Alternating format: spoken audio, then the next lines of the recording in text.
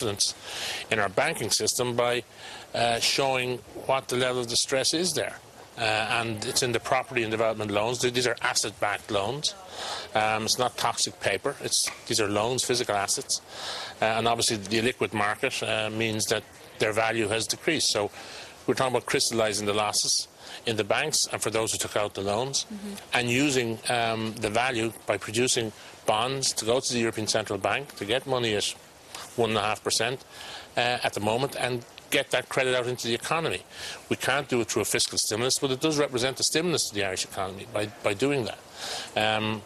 And, you know, the banks, we have said what our recapitalisation plans have been, and if we have to go back in to increase our shareholding, if they don't get equity capital and if they require it, we will be increasing our equity shareholding. Would you consider taking direct stakes in some of those banks? Well, we've already taken a direct stake of 25% in Bank of Ireland and other Irish banks. We've got to see now, let's have the valuation process. Each individual loan has to be valued. We've only given estimates at the moment as to what we think will be the outcome. But in the next few months, people will see very clearly that those who have, you know, the major players who have a systemic exposure, that we will deal with those loans and get this process of bonds being encashed at the bank and getting credit out into the system. That's the best way we can stimulate the economy.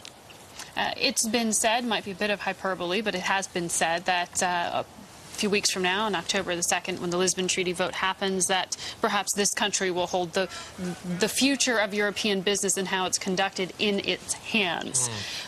You've said the yes vote's winning at this point. Do you expect the Lisbon Treaty to go through? And if it doesn't, are those concerns about capital flight from this country real? Well, I think that two things. I mean, obviously we're in the midst of a campaign, so I'm very positive, remain positive. I'm cautious, obviously. You can't presume on the people's decision until the 2nd of October. It would be very foolish to do so.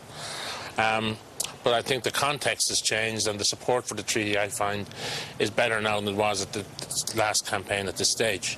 So I think that we've cleared up a lot of the issues that people were worried about. And obviously there's also people are concerned about the economic issues at the forefront now in terms of their job security, their kids' future. And a recognition that, you know, Ireland is connected to Europe. It's part of how we do our business, and we can't solve all our problems on our own. We don't want to be marginalised in the decisions that have to be taken. We want to be in there shaping them and influencing events, and we've been good at that up to now, and I think that's the way we're going to see it.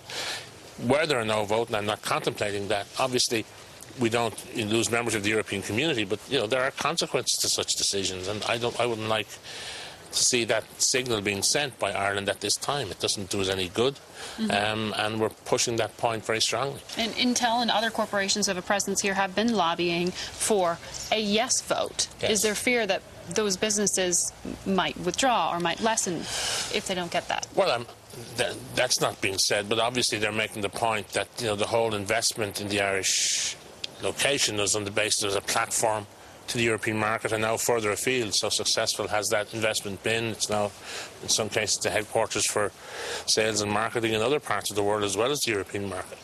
And there's been a lot of further foreign direct investment. We have a good research and development tax credit system here. We encourage people to come and invest in those areas that will add value to product and services. So, you know, the fact that Intel and Pfizer and all of these important companies are out there making the case, it adds to the voices of those in our society who are saying this is important. People must not be indifferent or, you know, say that this isn't really something they need to get involved in. This is a big decision, and I'm just confident that the way things are going, the positive reasons we can say to vote yes is getting through to the people, and people are responding.